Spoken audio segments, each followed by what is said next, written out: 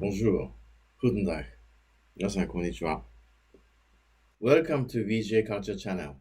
My name is Koichi Masaki. I am in charge of BJA Culture Committee Chair and Head of European Affairs of Japan Management Association. I suppose that many BJA members have enjoyed watching virtual cooking lessons with Michelin star chef Mr. Kamo a couple of weeks ago. We are organizing series of different themes for broadcasting through this culture channel, such as art of iaido, comparative social culture behavior between European and Japanese people, and many more. We are also interested in knowing cultural movement in your organization, inclusive diversity, gender equilibrium, work-life balance, corporate social responsibility. We want to know more about these kinds of engagement within your company. So we would be grateful if you could inform us by contacting a BJA office. The culture committee members would then like to visit you for an interview to introduce your company's dedication to culture through this channel. Today, I would like to invite you for virtual forum on philosophy. Philosophy, as you may know, it comes from the origin and etymology of the Greek word philo, love, and sophia, wisdom. It is also an academic discipline that exercises reason and logic to understand reality and answer fundamental questions about human nature, life, morality, and knowledge. Sadly, philosophy as a course of study is disappearing from nations' college in many countries. I remember there was a class of Dotoku during my primary education. Dotoku, which means ethics in Japanese, that is one of the key branches of philosophy. Nowadays, Dotoku is an obsolete word in the course curriculum of compulsory education in Japan. Paradoxically, as complex as the modern world has become, it seems unlikely that most of what surrounds us is actually the result of ancient practice of philosophy. Everything from the structure of democratic government to due process of law, from a physician's Hippocratic oath to computer software, has its roots in philosophy. Concerning world of business, people often focus on balance sheet, investment, innovation, but yet analytical thinking and problem solving is more vitally important today than ever. That coincides with exercise of philosophy. The topics of today's forum is about wa, meaning harmony in Japanese word. Philosopher and researcher in comparative social culture in Japan, Dr. Takeshi Morisato will talk about this Japanese traditional concept with an insight into our current life world and taking you all together to think of its merit. Dr. Takeshi Morisato was born in Mexico City and grew up most of his youth among his Japanese family in Tokyo.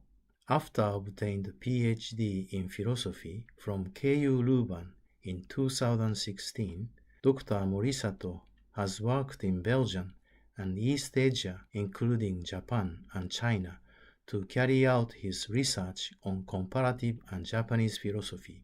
He is currently working in Belgium as the editor-in-chief of the European Journal of Japanese Philosophy, the general editor of the book series Studies in Japanese Philosophy and Asian Philosophical Text, and many more publication projects as the specialist of Japanese philosophy. As you see it from EU's free trade agreements and TPP agreement promoted by Japanese government, the current world ever needs relationship with neighboring countries, not only for its prosperity, but for its survival. Society becomes more open, more diversity, yet it encounters issue of gender, racial, and financial gap among society become more concern. Human rights and democracy become leitmotif of our everyday life. Harmony is created when things or people with different elements are combined into one. Harmony can be only made if each one understands the difference of others. Today's topic, wa or harmony, could bring us a direction toward a fundamental solution to the problem we are facing in current society. Without further ado, here's Dr. Morisato. Hello everyone, welcome to the first episode of the Virtual Forum on Philosophy on this brand new BJA channel. My name is Takeshi Morisato. I'm a cultural community member at the BJA, and I'll be the host of this new series on comparative and Japanese philosophy. In this episode, I would like to talk about the idea of wa, which is included in the new Japanese era, reiwa, or in the Japanese term that is often used to describe something as being Japanese or as being done in a Japanese style. So for instance, we call a dinner prepared in a Japanese style washoku, Japanese food, or buildings and clothes that are made in a traditional Japanese fashion, wafu, Japanese style, or things that are made in Japan, we say wase. The wa is everywhere in all things Japanese, isn't it? This topic was recently picked up by a Dutch TV show called Tokidoki. It is hosted by a famous comedian, Pauline Cornelissen, who speaks Japanese and who also published a wonderful book on Japan a few months ago. I'll put the link to her book in the description below this video. She simply asked several people in Japan why the concept of wa is so important, and what followed were some really interesting interviews. What I'm hoping to achieve in this episode is for us to take a closer look at the philosophical idea of the term wa, by looking at the history of the term and by discussing its significance for all BJA members. Before getting into this, I would like to briefly introduce myself and also explain why we have decided to launch this new online series where we will talk about cultural and philosophical issues that are relevant to BJA members. First, I'm a specialist of comparative and Japanese philosophy. Well, what does that mean, right? It means that I spent years studying the intellectual histories of both Europe and Japan. And if you'd like to know anything about the differences or similarities or their hybrid future, I'm here to answer all of your questions. Well, maybe not all of them by myself, because the BJA houses many other specialists of Japanese culture, language, philosophy, and religious traditions, so we could help each other answer all of your questions. Second, why did we decide to launch this virtual seminar on philosophy series on this BJA channel? At several meetings which took place online during the nationwide lockdown in Belgium, the cultural community members shared an insight that the COVID-19 pandemic did not only bring a massive shift in our ways of living, but it also changed our global situation to the point where even if we get back to the same way of economic practice or family life in the near future, we would not unanimously feel that we are back to where we were before the pandemic. This paradigm shift in our society calls for different ways in which we can network and organize our cultural activities. And this channel and the series is one of the ways in which we are taking this initiative at the BJA. Now in this episode, we would like to talk about this notion of community or networking that is packed in the idea of wa, which has been translated into English as harmony. And then we will contextualize it to shed some light on the social consequences of the pandemic in reference to the relationship between Belgium and Japan. Please keep in mind though, this is the first of many episodes to come, so please make sure to subscribe to this channel, hit the like button, and share the video with anyone who might be interested in Japanese culture. We are uploading videos on Japanese cooking, many interesting interviews, cultural events, in addition to these philosophy videos. Also, we would like to offer you the opportunity to collaborate with us in the future, but we will talk more about that at the end of this video. If your company or business recognizes the significance of culture and integrates it into your practice, we would love to talk about it with you in the future and also introduce your work and philosophy to the other BJA members. Okay, without further ado, let's talk about the concept of wa in the history of Japanese philosophy. Now, when you explore the vast ocean of knowledge or ideas in the history of human thinking, or simply talk to philosophers or historians who read piles of giant books, things get really overwhelming. So I always recommend my friends and students to firstly get their hands on a few reference books, and then just remember one or two things from a lecture. Now, you don't have to read these books back to back, but just have them around so that when they are mentioned, you'll be able to look at them, or at least you can visualize their covers when they are mentioned at the cultural events or cocktail parties in the future. In this episode, I'd like to recommend 3 books, and I'd like you to remember just one thinker. 3 books are Japanese Philosophy, a source book published by University of Hawaii Press in 2011, Kojiki, the original text was written in 712, and Nihon Shoki, or Nihongi, written in 720. The first one is often referred as the source book in my field, and it is the best reference work in English. So if you want to know anything about the history of Japanese philosophy, this is the book to go to. Its table of contents basically gives the best map of the intellectual history of Japan, and I am actually using this as the basis for teaching Japanese philosophy to my students, and also for the general public in another YouTube channel. I'll put the link to this YouTube channel in the description. Anyway, this is the first book that you should have in your library. 2 other books are English translations of the first and the second oldest book of classical Japanese history. They are the most complete extant record of ancient Japan and quite influential on other thinkers in the rest of the Japanese history. These texts are very important for knowing Japanese culture, or at least a huge chunk of it. Just like the Bible is indispensable for talking about the history of Europe and European philosophy and culture. So 3 books, the source book, Kojiki, and Nihongi. If you have these books on your bookshelf in your library or on magazine stack in your living room or bathroom, depending on where you put them, they will make your space look really impressive. And Japanese specialists would be like, wow, you know something about Japanese culture. They will be very much impressed. And most importantly, these books are quite affordable, and I think Nihongi is even available online for free. Who said a high culture is expensive, right?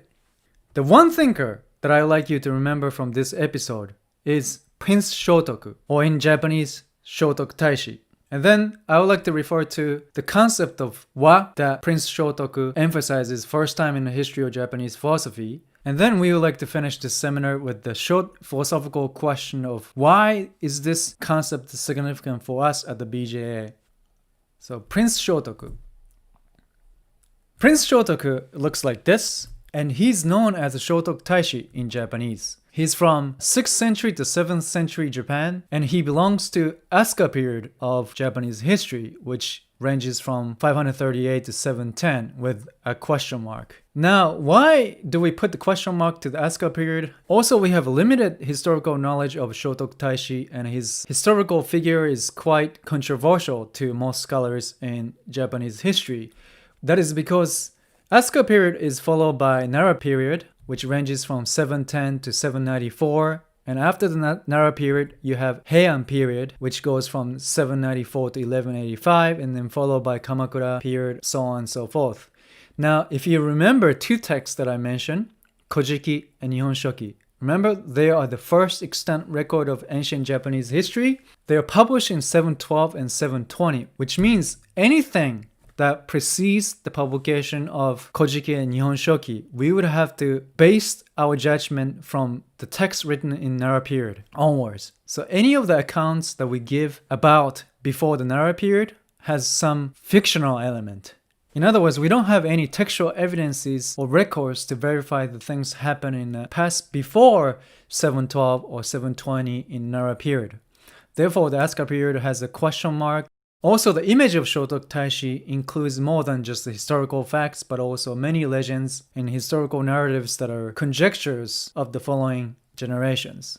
So you can see the account of Shotoku Taishi written in 712, 720 is already 90 years after the death of Shotoku Taishi. So you have to take it into account that any historical facts before Nara period is always up to question. This does not mean, however, that Shotoku Taishi is not important for the rest of the Japanese history. In fact, he is very influential, For instance, if you talk to anybody who knows Shotok Taishi, which is a huge number of people in Japan, so if you talk to a Japanese person and if you ask them, do you know Shotok Taishi, the answer is usually the affirmative.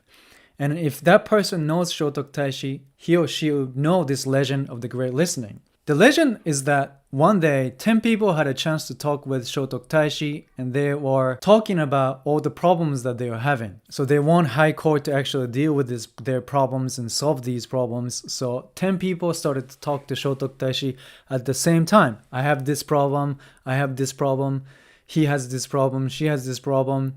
And the legend is that he was able to decipher every single word of 10 people who spoke at the same time. So Shotok Taishi is depicted with a superior intelligence, which has this capacity to listen and decipher people's demands. Another famous characteristics of Shotok Taishi is that he is depicted as the founder of Japanese Buddhism and also someone who imported Confucian cultural traditions into the center of Japanese culture. Shotok Taishi also plays an important role in contemporary Japanese history as well. He showed up as the face of 100 yen bill in 1930s, and before the World War II, he was printed twice, and after the World War II, he was printed 5 times, or something like that. So he showed up in 1,000 yen bill in 1950s, and then he went up to the 5,000 yen bill also in 1950s. Then eventually he made it to 10,000 yen bill, which is the biggest bill you can have in Japanese economy. Now, he was used in Japanese economy from 1930s to 1984. This means he was with Japanese people both for bad times and good times. Right? The bad times is that 1930s and 1945, and then right after the World War II, Japanese economy was devastated. And then during the Japanese economic miracle between 1950s and 1980s, he was the face of the biggest bill in Japanese economy. So if you talk to anybody who is 50 plus in Japanese society, they usually remember the face of Shotok Taishi from the money. Also in contemporary society, Shotok Taishi played an important role in the legal system, at least as a cultural figure. In 1950s, Japanese government asked this famous painter from Kyoto, Domoto Insho, to paint 3 portraits of Shotok Taishi, and they placed these portraits in the courtroom of the Supreme Court between 1950s and 1970s. In 1970s, they moved to a new building, and then they put different paintings in the courtroom, but then Shotok Taishi's paintings are put in the library of the Supreme Court of Japan. So all the judges, lawyers, and prosecutors, all of them see Shotok Taishi as a part of their legal practice. So Shotok Taishi plays an important cultural role in contemporary Japanese economy and legal system as a cultural figure. And this is the person who talked about the notion of wa first time in the intellectual history of Japan. The famous text by Shotok Taishi is called Jushijo Kempo, which is translated into English as 17 article by Shotok Taishi, or often known as the Shotok Constitution. Now, we use this word Kempo to describe constitution in Japanese language. For instance, Kempo Kyujo, 9th article of modern Japanese constitution, and Jushijo Kempo, the 17th article constitution. They're the same word, but they mean something different. The modern constitution talks about the relationship between the people and the government. That's the contemporary conception of constitution. But Jushijo Kempo in ancient Japanese context only emphasizes the moral conduct for the people who work at the court. So the people who are working for emperor at the time, they should follow these moral teachings. So we use the same word Kempo, but they are not the same thing. We have to keep in mind. Now, Jushijo Kempo, the Shotok Constitution, is recorded in Nihon Shoki or Nihongi, book 22. You see, this is the one you pull out that Nihongi from your library, right? In book 22 of Nihon Shoki, the Shotok Constitution is written as established in Suiko 12, which is equivalent to 604 Common Era. What is Suiko 12? Suiko is the name of empress. Suiko Tenno is the 33rd monarch of Japanese imperial house and the first empress of Japan. In 12th year of her reign, the Shotok Constitution was written. Now, originally it was written like this, so it's all sinographs. Now, if you know somebody who can read these sinographs as they are, you should keep in touch with that person because that person probably knows about Japanese culture and East Asian culture more than anybody else. So if you know somebody who can read Shoto Constitution in original format, you need to keep in touch with that person. For contemporary Japanese speakers, we have to translate this into how it's pronounced in Japanese. It's called yomikudashibun. Now, yomikudashi is just to tell you how we can read the original text from sinographs into this readable format. So let me briefly read first two articles of the Shoto Constitution and then refer to English translation. The beauty of English translation is that we can just bypass all these technical problems and just go straight to the meaning of the text. It's great, right? Okay, the first article is this. 一に曰く、和をもって尊しとし、逆らうなきを胸とせよ。人皆田村あり、また悟れるもの少なし。ここをもってあるいは訓布に従わず、また倫理にたがう。しかれども、神和らぎ、下結びて、ことをあげつらうにかなうときは、自利おのずから通ず。何事かならざん。Second article. 二に曰く、厚く散歩を敬え。散歩とは仏と祝と奉仕なり。すなわち四章のよりどころ、万国の大旨なり。いずれの世、いずれの人か、この祝を尊ばざらん。人、甚だ悪しきもの少なし、よくおしうるをもって従う。それ散歩により祭らずんば、何をもってか曲がれるを正さん。Now, if you talk to a Japanese speaker, they probably have no idea what I just said. This is how we read it, but this is not how we talk Japanese language in contemporary society. So you have to still translate this reading of Shoto Constitution into contemporary Japanese. But before reading the English translation, I would like to point one thing. First article, 一に曰く。和をもって尊しとなし。This is how most people read Shoto Constitution. 和 shows up immediately. First article of the Shoto Constitution is to revere, respect 和. In fact, it's actually read as yawaragi. So the concept of wa or yawaragi shows up in Shoto Constitution. And it is translated as harmony. So let's take a look at the English translation to see how we can make sense of this wa or yawaragi. Take harmony, wa yawaragi, to be of the highest value and take cooperation to be what is most honored. All persons are partisan, and few indeed are sufficiently broad-minded. Now, broad-minded here means something like not all people can see where all these different groups are moving toward. So nobody sees the ultimate picture of the whole thing or comprehensive vision of the whole thing. No one is sufficiently broad-minded. It is for this reason that some offend against Lord and Father, and some transgress wantonly against neighboring villages. Because we don't see the comprehensive picture of the whole thing, we tend to transgress our family relations or relationship between government and the people, the ruler and the subject. And also sometimes we have troubles between different communities because of this lack of comprehensive understanding. But when those above are harmonious and those below live congenially with each other, and when mutual accord prevails in resolving the affairs of the day, then all matters without exception will be properly and effectively dispatched. In fact, what Shoto Taishi says here is a little bit more simple. He says, if you keep this harmonious relationship, everything will become reasonable and nothing we cannot achieve. We will be able to achieve everything, and everything will be reasonable as long as we can practice this harmony. Okay. Second article. Revere in earnest the three treasures, the Buddha, the Dharma, and the clergy. The clergy here is more like the gathering of a people. For these are the final refuge for all living beings and are the most sacred and honored objects in the faith of all nations. Faith of all nations. So this is not something just for Japan, but it's all nations. What persons in what age will fail to cherish this Dharma? There are few persons who are truly wicked. Most can be instructed and brought into the fold. Without repairing these three treasures, wherein can the crooked be made straight? So these are the two articles of the Shoto Constitution, and let's just summarize what he actually means by these two articles. Now, wa yawaragi, which is translated harmony, is about respect, difference, and diversity. So he says that people usually have different favors, right? One person belongs to one group, another person belongs to another group, and everybody's a partisan.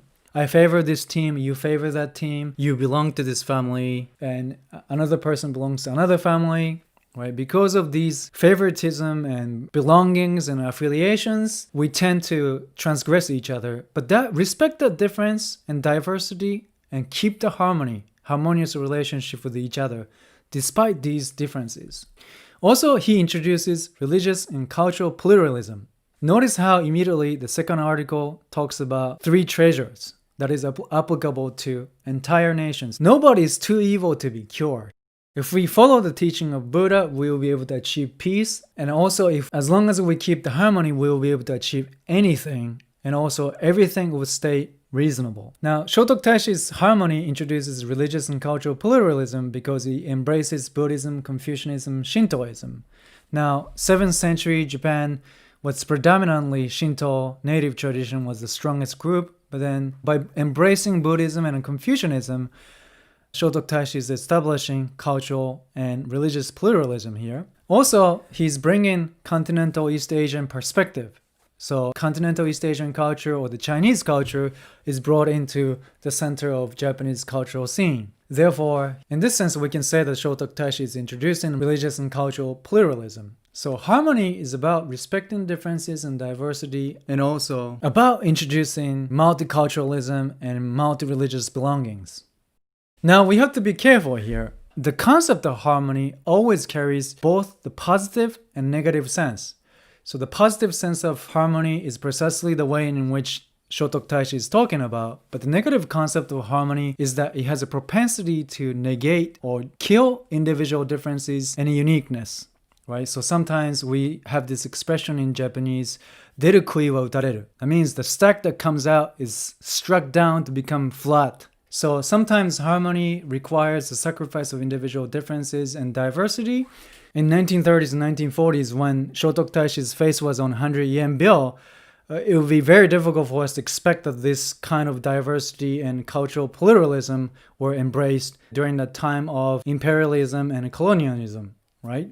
But the truth is that the original concept of wa or yawaragi definitely insinuates something positive and moving toward the inclusion of differences and diversity with basic understanding of human nature as good. So we have to pay attention to the context in which Shotoku Taishi talks about the notion of wa or yawaragi, which carries much more positive notion. Now this actually took place among the specialists of Japanese cultures and language. The term reiwa, new era, literally means something like a good and calmness, good harmony. Goodness with a rei, which means the good day, so the beautiful spring day. And then you have harmony, wa, yawaragi, calmness. So some specialists interpreted it to mean something more negative in the sense of rei as ordering, wa as this negative harmony in the context of Japan's totalitarian past. So we have to actually pay attention to that different senses of harmony here. But we can safely say that Shotoku Taishi's original conception of yawaragi or harmony is something about inclusion of differences and diversity. Finally, why wa for BJA? Okay, let's take that notion of wa or yawaragi as a philosophical concept by asking this question of why the notion of wa is important for a cross-cultural community like the BJA, or how can we contextualize this notion in our present historical circumstance? Now we have to think about this COVID-19 situation, the world pandemic that we are going through right now. This is precisely the situation where the notion of what becomes meaningful, I think. In our present society, wherever we are in the world, we suffer from these two poles, open societies and lockdowns. Or we suffer from the swing between these two poles. On the one hand, we want to embrace this idea of open societies. So we are living in Europe right now, and we can see the European Union. The notion of open borders represents the democratic ideal, or namely, the societies in which people can freely move from one place to another. And also, we are free to express our individuality and differences. That's the notion of open society. But this was precisely the basis in which we could spread the COVID-19 so fast around the world. Then we've seen almost all the nations inside Europe have practiced lockdowns. All the borders are closed to prevent people from moving from one place to another and contain them into different places. So, we have this idealism of continuing the path of the European Union. That is to hold on to the idea of open societies And we can also talk about this relationship between EU and Japan. Right? We want to have open relationship between Belgium and Japan beyond the confines of European civilization. We want to keep this open communication between these two countries, and that's why BJA exists, right? Then we have to shut down the airport and we have to stop the people from coming in and spreading the infection. So we swing toward lockdowns. So we are torn between these two opposite situations of ideality of open societies and reality of lockdowns and social distancing. Now the harmony, the concept, is basically the notion that indicates the togetherness of difference. That is to say, we don't have to suffer from either or. It's not either open society or lockdowns, but we can actually practice both and. In other words, yes, of course, we want to hold on to the idea of open societies where we appreciate differences and individual uniqueness. And the notion of what is saying that we don't have to sacrifice these things as we go through lockdowns. Now, we suddenly started to hear this notion of we can be together apart. Have you heard this expression on TV in Belgium? The COVID-19 commercials, it talks about how the solidarity can be practiced while pursuing the social distancing and wishing for the safety and wellness of each other. It means that you don't have to be alone in the lockdowns. You can always share knowledge. You can reach out to make a communication with the people, such that even if you have to stay inside in one location, you can still communicate with other people and share their knowledge, share their opinions, and share the emotions. So the idea of both and, packed in the notion of harmony, can be practiced in contemporary society like Belgium or Japan or anywhere in the world. Some Japanese philosophers talk about this as the idea of betweenness, or aida in Japanese. It's not either open society or lockdowns, but we operate in between these two opposites. That is the harmony or the togetherness of difference, or the notion of betweenness in contemporary Japanese philosophy. It is certainly something to think about. Wa, in this sense, is not just a Japanese concept applicable to Japanese people, or anything that is done in Japanese style can be called wa. No, Shotoku Taishi is saying that this notion of wa, or yawaragi, can be practiced anywhere like Buddhism. It is the basis for peace and prosperity of all nations. Remember, he says all nations? So he has a very internationalized perspective of the world, and it renders the universal concept of harmony, which can be practiced in different cultural contexts. So in a way, what can be practiced not only in Japan, but also in Belgium. And in fact, this universal structure can be culturally contextualized or particularized in different parts of the world. So we can practice this concept in our intercultural community of BJA, and by doing this, we will be able to cherish our distance but with some sort of togetherness. And also, in that betweenness of the separation of yawaragi, we might bloom something beautiful that we can call wa in the specific context of BJA. Okay, on that note, I'd like to finish this slide. Thank you so much for watching this video till then. I hope you enjoyed it and learned something about the Japanese culture and philosophy in our cross-cultural context. Once again, we would like to start a series of seminars and discussions on Japanese philosophy just like this one. So please make sure to subscribe to this channel and share the video with your friends and colleagues or anyone interested in Japanese philosophy. And also, please feel free to send us your questions about Japanese philosophy by making use of the comments below. If your company or business is interested in sharing their story about the significance of culture in their practice, or if they are interested in collaborating with us for upcoming episodes, please contact the BJA Cultural Committee. The contact information will be provided in the description below. We are looking forward to discussing these ideas at the Virtual Forum on Philosophy and also in person at the next BJA events. Thank you everyone, and see you next time.